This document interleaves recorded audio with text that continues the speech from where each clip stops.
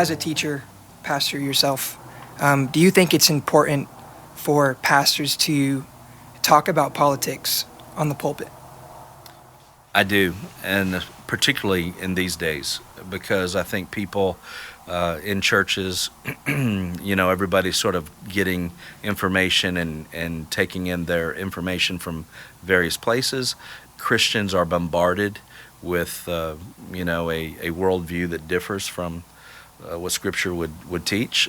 Many of them have their inclinations, but they would really like to hear from their spiritual leaders, perhaps what their discernment, not that they have to take it, not that they all will, but what the Spirit of God is leading that person or those people to say or think or feel about those things. I think it's important. I mean, the people who are saying that pastors shouldn't do that are doing so using the Word and the Bible as their reasoning.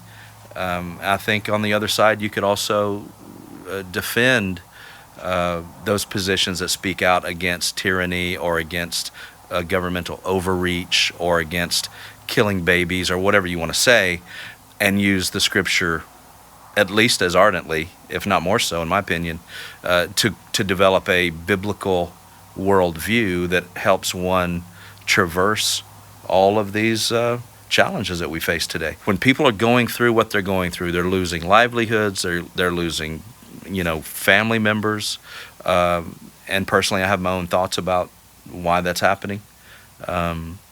I think to pretend that the world outside doesn't exist is a little troubling.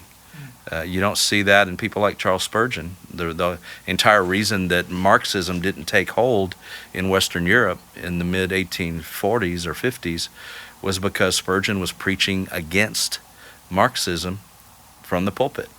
And so Karl Marx, had to leave basically and go to Russia, and 200 million dead people later, and the rest is history.